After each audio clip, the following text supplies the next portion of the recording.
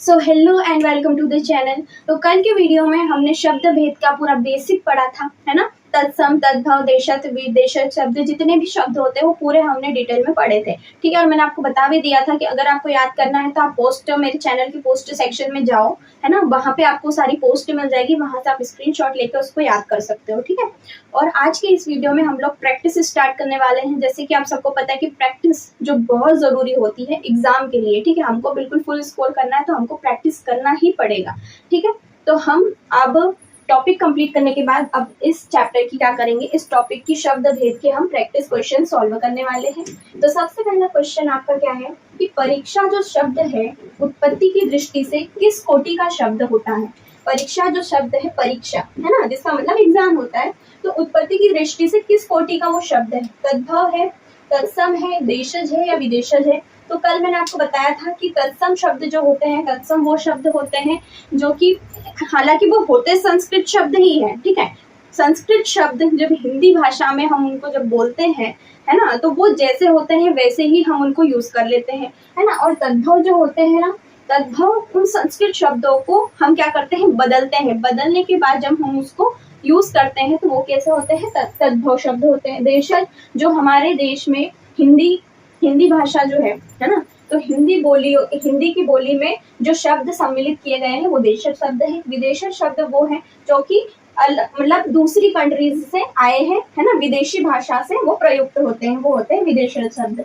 तो अगर आपने मेरा जो पहले वाला वीडियो है जिसमें मैंने पूरा बेसिक बता के रखा है शब्द भेद का, अगर वो आपने नहीं देखा है तो प्लीज पहले जाके देखिए, है ना। फिर इस वीडियो पे आना, ठीक है। क्योंकि क्या है ना कि अगर आप वो नहीं देखोगे तो आपको ये चीजें क्लियर नहीं होगी। उसमें मैंने बहुत ही डिटेल में समझाया है कि शब्द भेद में कौन कौन से टॉपिक है ना, कौन कौन से भेद होते हैं शब्द के, है ना, और कौन से शब्द किसमें आते हैं, वो सब कुछ मैंने उसमें डिटेल में समझा रखा है, ठीक है। तो परीक्षा जो शब्द है वो उत्पत्ति की दृष्टि से किस कोटि का शब्द है ना। परीक्षा जो शब्द है ना वो है हालांकि संस्कृत, कैसा शब्द है, संस्कृत शब्द है, लेकिन फिर भी उसको हम हिंदी भाषा में जब लाते हैं तो आपने देखा होगा कि हमारे भारत में परीक्षा को ओनली परीक्षा के तौर पे ही मतलब हम लोग बोलते हैं। तो परीक्षा कैसा शब्द हो जाएगा, तत्सम शब्द हो जाएगा। क्यों हो जाएगा, तत्सम वो शब्द होते हैं जो कि हालांकि होते तो संस्कृत भाषा के शब्द हैं, लेकिन जब हम उनको हिंदी में लाते हैं, हमारी हिंदी भाषा में जब उनको लाते हैं तो वो वैसे के वैसे हम उनको बोलते हैं,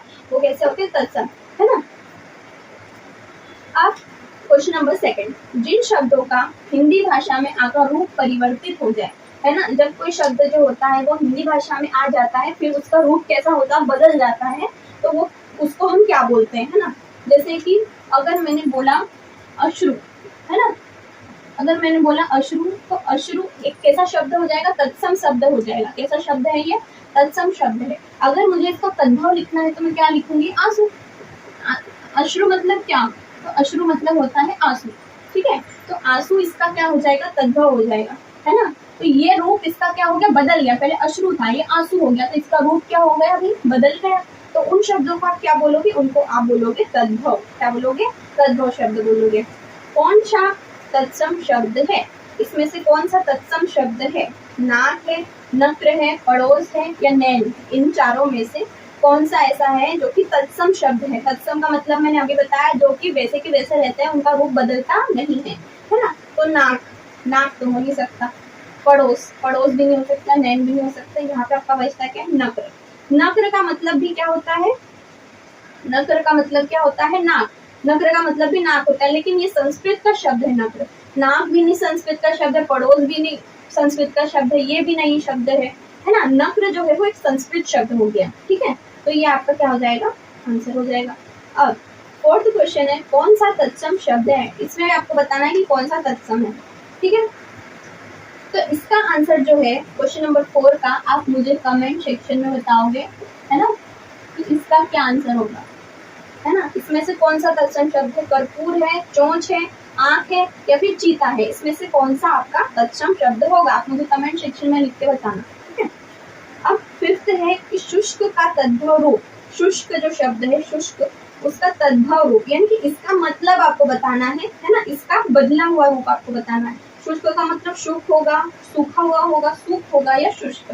तो इसका मतलब क्या हो जाएगा, सूखा, सूखा जब कुछ पड़ता है ना, जो सूखा पड़ता है ना उसको हम क्या कहते हैं कि शुष्क पड़ गया, ऐसे बोलते हैं ना, शुष्क पड़ गया यानी सूखा पड़ गया। ठीक है, तो इसका आंसर क्या हो जाएगा, ऑप्शन बी, सूखा, है ना। चलिए अब हम आगे चलते हैं।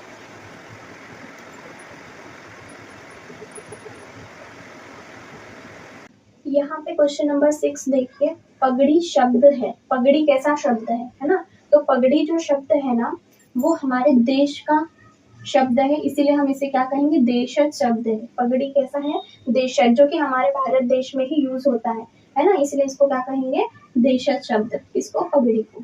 ठीक है, क्वेश्चन नंबर 7 है, घमंड शब्द है, घमंड कैसा शब्द है, तो घमंड देशज भी नहीं है, विदेशज भी नहीं है, तत्सम भी नहीं है। ठीक है, ये तद्भव शब्द होता है ना, यानी कि वो शब्द जिसका रूप बदला गया है ना।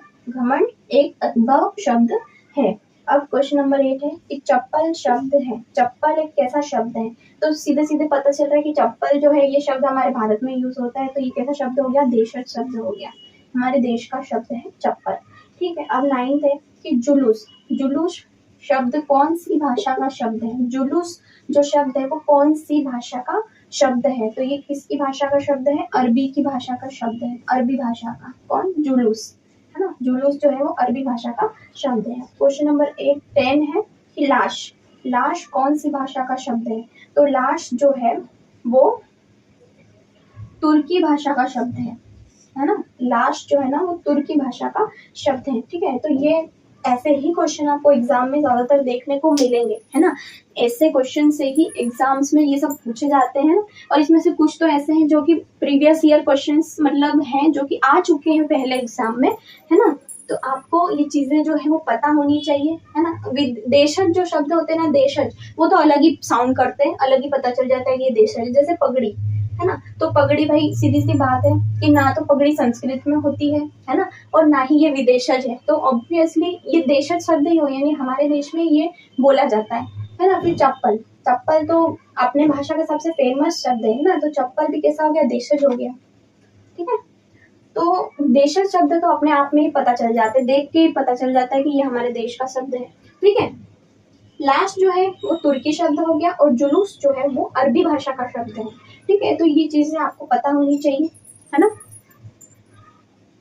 ये जितने भी प्रकार के शब्द होते हैं ना, आप चैनल पे जाना मेरे, वहां पे आपको पोस्ट का ऑप्शन मिलेगा, आपको सबसे पहली पोस्ट आपको यही मिलेगी, वहां पे जितने भी शब्द होते हैं ना, चाहे वो विदेशज हो, देशज हो, तत्सम हो, तद्भव हो, फारसी हो, तुर्की हो, अरबी हो या रोमन हो, सब शब्द वहां पे लिखे हुए हैं ना, तो आप उनका स्क्रीनशॉट लेकर उनको जरूर याद करना, क्योंकि एग्जाम में यही से क्वेश्चन आते हैं।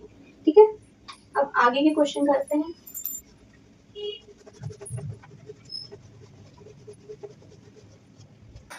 अब क्वेश्चन नंबर 11 देखिए, थप्पड़ किस भाषा का शब्द है, थप्पड़, तो सीधे सीधे शब्द से ही पता चल रहा है कि ये तो हमारे देश में यूज होता है ना, तो ये देशज शब्द हो गया। ठीक है, कौन सा शब्द हो गया, देशज। अब 12 क्वेश्चन है, एजेंडा किस भाषा का शब्द है ना, तो लग तो रहा है कि ये अंग्रेजी है, लेकिन ये अंग्रेजी नहीं है, ये कौन सा शब्द है, ये लेटिन भाषा का शब्द है। एजेंडा कैसा शब्द है, लेटिन भाषा का शब्द है। ठीक है, 13 है कि चाय, है ना, चाय जो आप रोज पीते हो किस भाषा से संबंध रखता है, तो चाय किस भाषा का शब्द है, तो चाय जो है वो चीनी भाषा का शब्द है, यानी कि चीन में यूज बहुत होता है ना, चीन चाइना में बहुत ज्यादा यूज होता है, क्या, चीनी, चीनी शब्द है जो कि चाय है ना, चाय कैसा शब्द है, चीनी शब्द है। अब क्वेश्चन नंबर 14 है, रात। ठीक है, तो रात कैसा शब्द है, नहीं, हमको क्वेश्चन में क्या पूछा है, आपको क्वेश्चन पूरा पढ़ना है ना, कि रात शब्द का तत्सम क्या होगा, है ना, ये खुद तद्भव है, तो इसका तत्सम बता दो, है ना, कि इसका संस्कृत शब्द, जब भी आपको बोले कि इसी का किसी शब्द दे रहे हो, बोले कि उसका तत्सम बता दो, तो इसका मतलब है कि उसका संस्कृत रूप क्या होगा, तो रात का संस्कृत रूप क्या हो जाएगा, रजनी होगा क्या, नहीं हो सकता, है ना, राका होगा क्या, नहीं हो सकता, निशा होगा, नहीं हो सकता, क्योंकि ये सब हिंदी के शब्द है ना। रात्रि ही एक ऐसा शब्द है जो कि संस्कृत शब्द है, तो रात्रि आपका क्या हो जाएगा, तत्सम हो जाएगा, किसका, रात का। क्वेश्चन नंबर 15, रेलगाड़ी, रेलगाड़ी कैसा शब्द है, तो अगर आप देखोगे, मैंने कल के वीडियो में भी आपको बताया था कि जहाँ पे दो अलग अलग भाषाओं के मेल से कुछ शब्द बने तो वो कैसा शब्द होता है, वो संकर शब्द होता है ना। यहाँ पे देखो रेलगाड़ी, है ना, तो रेल एक अलग शब्द है प्लस गाड़ी, गाड़ी एक अलग शब्द है ना, दो अलग अलग भाषाओं का मेल है, तो इसलिए क्या होगा, संकर शब्द हो जाएगा। ठीक है, चलिए अब आगे बढ़ते हैं, नेक्स्ट क्वेश्चन करते हैं।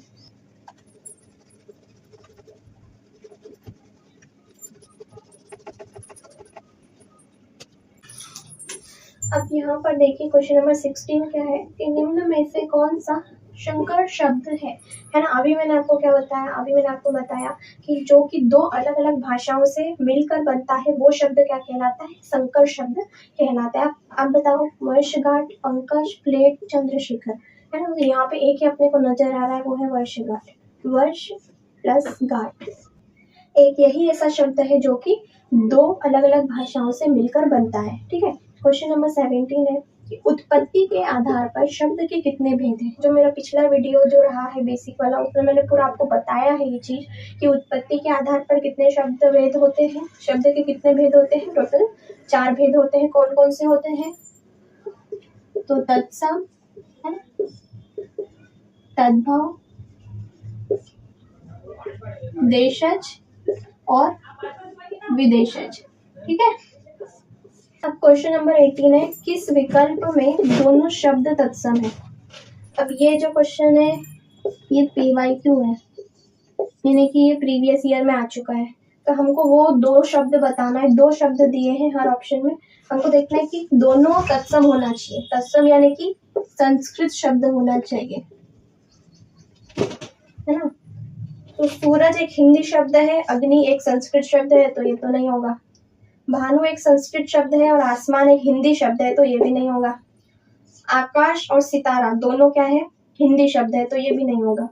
यहाँ पे दिनकर और सूर्य ये दोनों क्या है, संस्कृत शब्द है, तो डी आपका क्या हो जाएगा, आंसर हो जाएगा। ठीक है, तो ये थे अपने क्वेश्चन, हमने कर चुके हैं। ठीक है, और अगर पहले वाला जो वीडियो आपने नहीं देखा तो देखना, आपको बहुत ही अच्छे से डिटेल में समझ में आ जाएगा। ठीक है, तो अब हम मिलते हैं नेक्स्ट हिंदी टॉपिक के साथ, है ना। तो तब तक के लिए पढ़ाई करते रहिए, है ना, और मिलते हैं नेक्स्ट वीडियो में।